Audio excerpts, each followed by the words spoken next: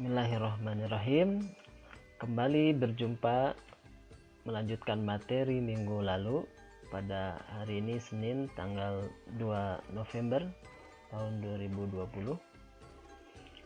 Kita akan melanjutkan ulasan mengenai pelajaran yang dapat diambil dari kejayaan peradaban Islam. Sebelumnya, bagi kalian yang minggu kemarin tidak bergabung di kegiatan daring melalui Zoom meeting, silahkan untuk mengakses link YouTube rekamannya dan kalian sampaikan alasan mengapa pada saat itu kalian tidak bisa mengikuti kegiatan serta melaksanakan tugas yang sudah dijelaskan, yakni membuat kelompok untuk membuat video komentar yang mengulas tentang tokoh ilmuwan atau tokoh pemimpin kekhilafahan Islam saat itu yang memiliki kontribusi besar dalam bidang keilmuan, bidang politik, pemerintahan, dan yang lainnya. Video tersebut dibuat 2 atau 3 orang saja, ya, tidak perlu lebih dari itu. Cukup singkat saja, kalau bisa cukup dalam durasi 60 menit, ya. Kalian upload di Instagram, kemudian tag nama saya, akun saya, kemudian sertakan hashtag PAI Semansan 2020. Nah, video yang sudah kalian buat itu adalah hasil karya yang menjadi penilaian pada bab tentang masa kejayaan peradaban Islam, dan ini adalah materi terakhir dari pelajaran kejayaan peradaban Islam untuk kita catat sebagai persiapan nanti mengikuti evaluasi.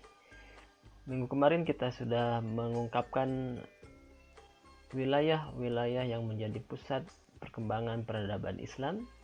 Salah satunya adalah Andalusia atau yang sekarang dikenal dengan Spanyol. Kemudian juga Baghdad, ya. Kemudian berakhir di Daulah Utsmaniyah sebagai pemangku pemerintahan kekhilafahan terakhir yang berada di Turki atau Istanbul. Baik, kita akan lihat 3 kedaulahan yang berkembang pesat di masa kejayaan Islam. Yang pertama adalah Daulah Umayyah. Kita kenal peristiwa di tahun 711 Masehi di mana Tariq bin Ziyad yang ditunjuk oleh kekhilafahan saat itu, yakni Khalifah Walid bin Abdul Malik, berhasil memasuki kota Andalusia atau Spanyol saat ini. Kemudian di masa kekhilafahan Abdurrahman ketiga, kota Cordoba di Andalusia menjadi kota yang maju di seantera Eropa. Dan kemudian juga ada Khalifah Muhammad kelima, yang dimana di masa beliau kota Granada di Spanyol mencapai puncak perkembangan peradabannya, yang dikenal kemudian berbagai bidang yang maju saat itu, termasuk di bidang arsitektur. Di kota Granada itu bisa kita lihat peninggalan-peninggalan yang menjadi bukti kemajuan umat Islam saat itu, termasuk di bidang arsitek. Salah satunya dikenal ada Istana Al-Hamra, Istana Merah, yang sampai saat ini masih berdiri kokoh, termasuk juga tembok 20 menara yang menjadi bukti kemajuan Islam saat itu. Kemudian selanjutnya ada Daulah Abbasiyah.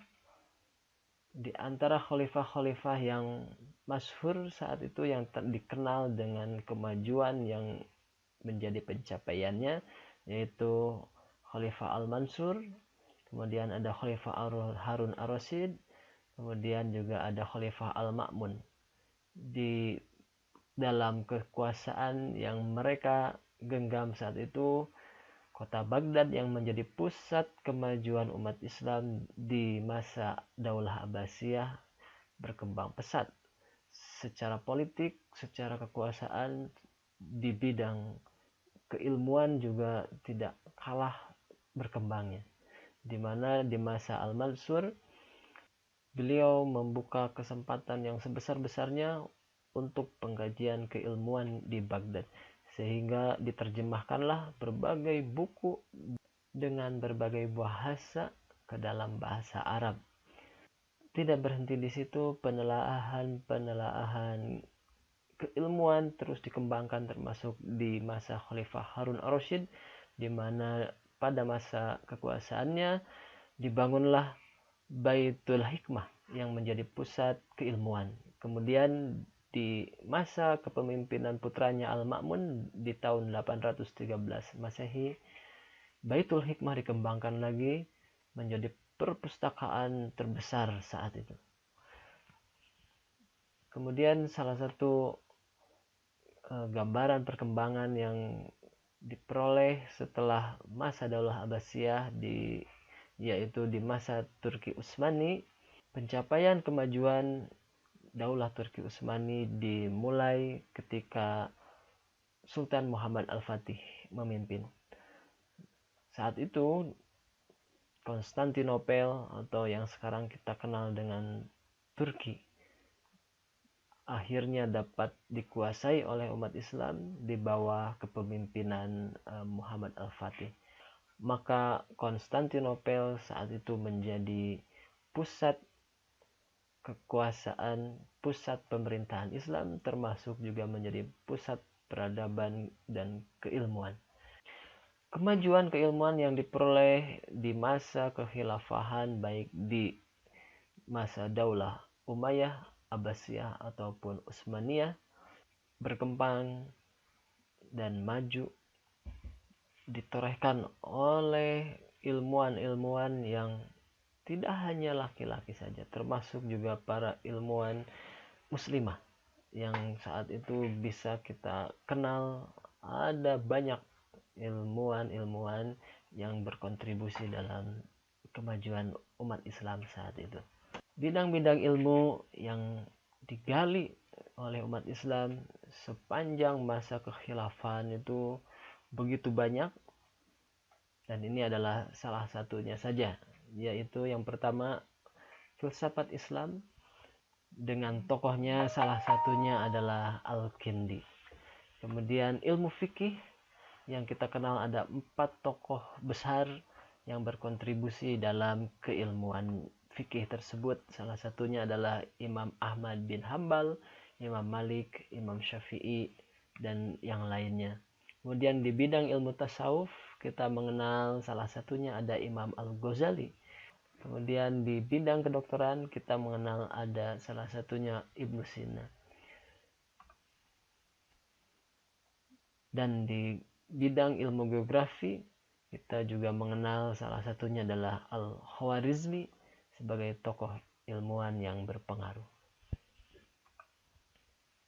Itu beberapa tokoh saja dari ilmuwan-ilmuwan muslim yang bisa kita ulas, dan selanjutnya ada banyak tokoh yang nanti kalian bisa gali namanya, penemuannya, pencapaiannya untuk kalian jadikan sumber menyelesaikan tugas membuat video komentar sebagaimana di awal pembukaan tadi sudah disampaikan. Selain kemajuan di bidang politik, perluasan wilayah, dan perkembangan keilmuan yang pesat di masa Daulah Islam saat itu, yang tidak kalah penting untuk kalian pelajari yaitu mengambil nilai-nilai yang bisa kita teladani dari para tokoh-tokoh kekhilafahan ataupun tokoh-tokoh ilmuwan muslim yang sudah kita ulas tadi.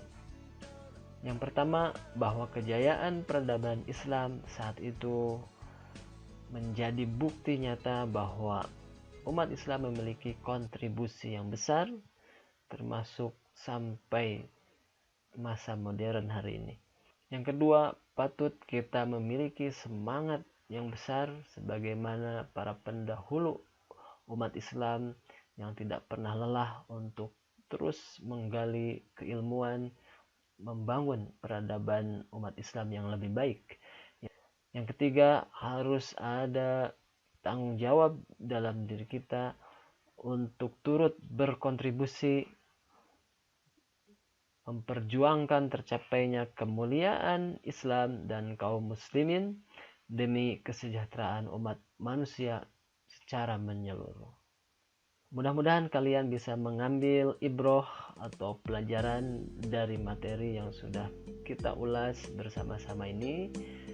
Silahkan kalian sampaikan masukan ataupun pertanyaan yang kiranya perlu dijelaskan lebih lanjut melalui kolom komentar yang tersedia.